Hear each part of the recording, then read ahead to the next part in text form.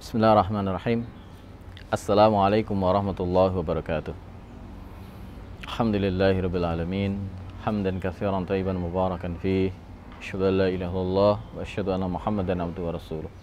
Wa sallallahu ala nabiyyina Muhammadin wa ala alihi wa sahbihi ajmain wa ba'd. Saudara-saudara sekalian rahimani wa rahimakumullah. Bulan Ramadan ini merupakan bulan Al-Qur'an. Allah Subhanahu wa taala berkalam, Syahrul Ramadan alladzi unsila fihi al-Qur'an. Bulan Ramadan, bulan diturunkan permulaan Al-Qur'an. Maka seyogianya kita melalui bulan Ramadan ini bermuamalah dengan Al-Qur'an. Jangan sampai seperti orang yang dikeluhkan oleh Rasulullah Muhammad sallallahu alaihi wasallam yang Allah kisahkan dalam sebuah ayat, wa qala Rasul ya Rabb inna qaumi ittakhadhu hadzal qur'ana mahjura. Berkata Rasul kita Muhammad sallallahu alaihi wasallam, ya Allah, sesungguhnya ada di antara umatku yang meninggalkan Al-Qur'an. Umatku, kata Rasulullah, umat Islam, agamanya Islam, Tuhannya Allah, nabinya Muhammad, kitab sucinya Al-Qur'an, tetapi meninggalkan Al-Qur'an. Bagaimana orang Islam meninggalkan Al-Qur'an itu? Yang pertama adalah la yaqra, tidak mau membaca. Sekedar membaca pun tidak mau. Padahal Rasulullah Muhammad SAW telah memotivasi kita. Dalam riwayat Imam Tirmidzi, Rasulullah Muhammad SAW menyabdakan, "Man qara'a harfan min kitabillahi azza wa jalla falahul hasanatu wal hasanatu bi asyri amsalihha. La aqulu alif lam mim harfun, walakin alifun harfun wa lamun harfun wa mimun harfun." Atau kama qala Rasulullah Muhammad SAW. Siapa yang membaca satu huruf saja dari Al-Quran, maka baginya 10 kebaikan. Tidak aku katakan alif lam mim itu satu huruf, tapi alif satu huruf, lam satu huruf, mim satu huruf. Sehingga orang yang membaca alif lam mim 3 huruf, pahalanya 30. Ini merupakan pahala yang luar biasa. Dan bacaan seperti ini adalah bagi orang yang baru belajar membaca. Artinya meskipun tajwidnya masih salah-salah, meskipun belum tahu artinya, pahala ini sudah berlaku, saudara-saudara kalian. Orang kita kalau membaca Al-Fatihah itu tidak lebih dari atau pasti kurang dari 1 menit. Artinya dengan waktu kurang dari 1 menit kita bisa membaca Al-Fatihah yang itu ada 113 huruf.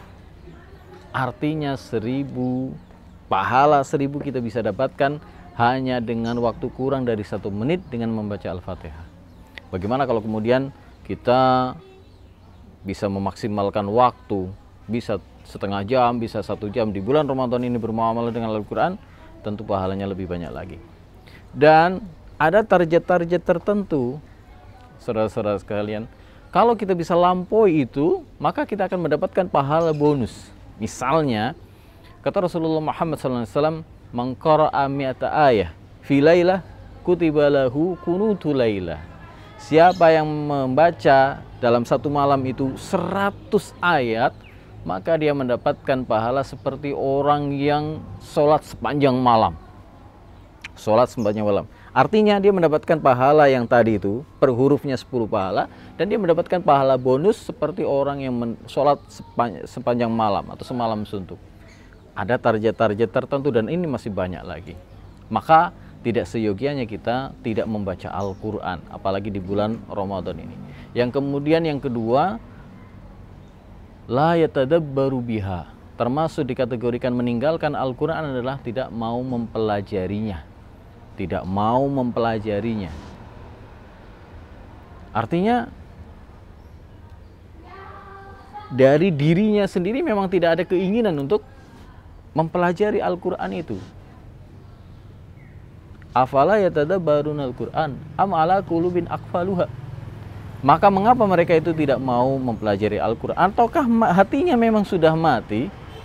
Ini yang menjadi sesuatu hal yang kita takuti ini adalah hati kita sudah mati sementara jasad kita masih hidup.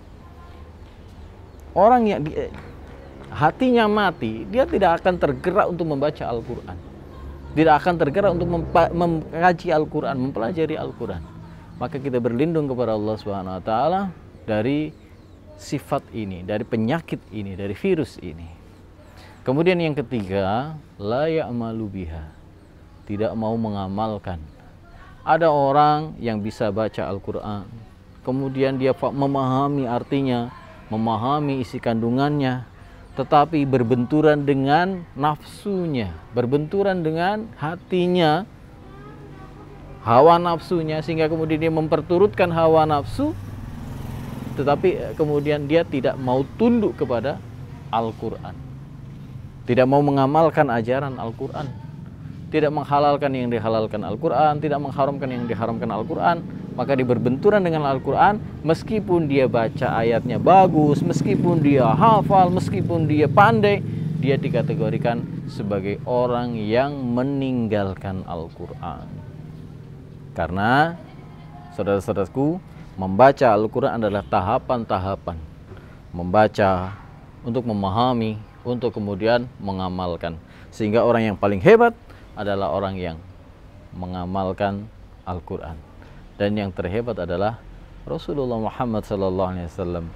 Sebagaimana hadis Aisyah ketika ditanya bagaimana Rasulullah itu, Aisyah radhiyallahu anha menjawab, kana khuluquhu Al-Quran. Beliau adalah akhlaknya Al-Quran. Akhlak beliau adalah Al-Quran. Perilaku beliau adalah Al-Quran.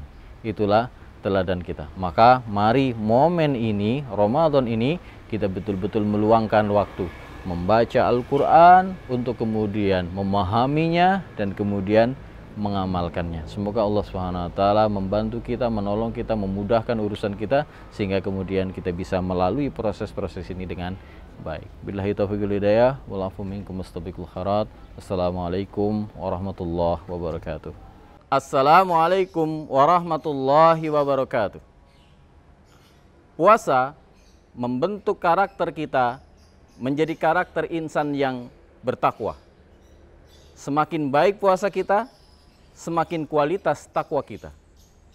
Kami, pengasuh Asrama Putri MBS Al-Mujahidin, mengucapkan selamat menanti waktu berbuka puasa.